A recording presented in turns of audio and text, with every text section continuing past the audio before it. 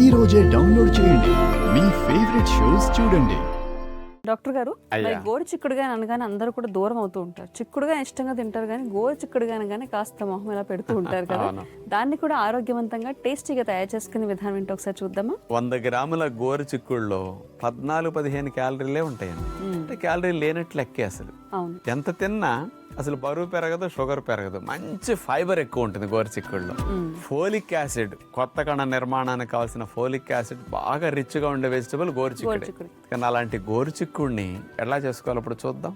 గోరు చిక్కుడు cocoa curry తయారు చేయడానికి కావలసిన పదార్థాలు: గోరు చిక్కుడు ముక్కలు 1 కప్, కొబ్బరి పాలు 1 కప్, కొబ్బరి తురుము 1/2 కప్, ఉల్లిపాయ ముక్కలు 1/2 కప్, పచ్చిమిర్చి 3, అల్లం వెల్లుల్లి paste 1 tablespoon, lemon juice 1 tablespoon, మేగడ 1 టేబుల్ స్పూన్, పసుపు కొద్దిగా. ముందుగా మిక్సీ జార్ తీసుకుని అందులో పచ్చిమిరపకాయలు, పసుపు, మెత్తగా అవ్వకుండా ముక్క చెక్కల రఫ్గా ఇట్లా చేసాం. కొద్దిగా కొబ్బరి తురుము వేసేసి అలా మనం ఒక తిప్పేస్తే పచ్చిమిరపకాయలు ఇవన్నీ కూడా కొబ్బరి తురుముకి నలిగిపోయి కలిసిపోయి ఉంటాయి. ఇక నాన్ స్టిక్ పాత్రలో మేగడ వేసి అందులో ఆవాలు, జీలకర్ర, తాలింపు కింద ఈ 2 వేస్తాం అన్నమాట. కొద్దిగా అల్లం వెల్లుల్లి పేస్ట్, ఉల్లిపాయ ముక్కలు. ఇక మేగడలో ఈ తాలింపు అంతటిని కాస్త సిమ్లో పెట్టి వేగనివ్వాలి. కొద్దిగా పైన పసుపు వేసుకుంటాం.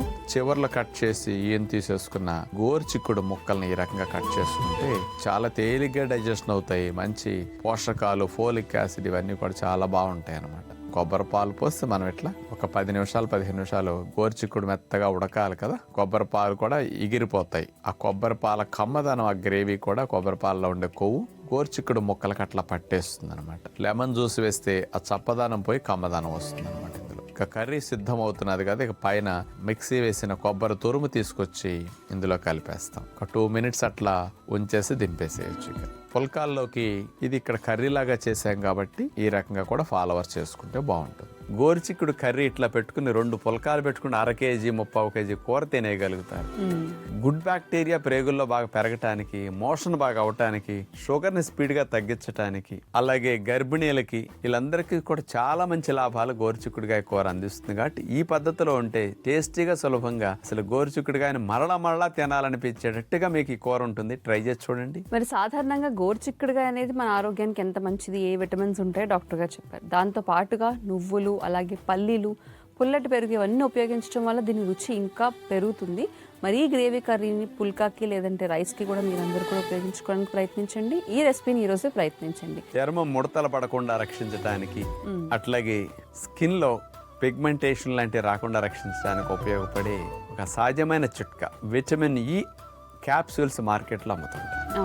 డైరెక్ట్గా విటమిన్ ఈ క్యాప్సూల్ తెచ్చుకుని ఆ క్యాప్సూల్ ఓపెన్ చేసేసి ఆ విటమిన్ ఈ ఆయిల్ ఉంటుంది కదా, దాన్ని ఒక స్పూన్లో గరిటలో వేసేసి దానికి కాస్త ఒక స్పూన్ అలోవెరా జెల్ కలిపేసేసి ఈ 2 యొక్క మిశ్రమాన్ని చర్మానికి, ముఖానికి, చేతులకి, మెడ భాగానికి ఇట్లా అప్లై చేసుకుంటే ఈ చర్మం లోపల పొరలో ఉండే కొలాజన్ తయారవటానికి, అది హెల్దీగా ఉండటానికి, బాగా ఎలాస్టిసిటీ కలిగి ఉండటానికి విటమిన్ ఈ బాగా కావాలి. కానీ దాని కొరకు ఇది బాగా ఉపయోగపడుతుంది.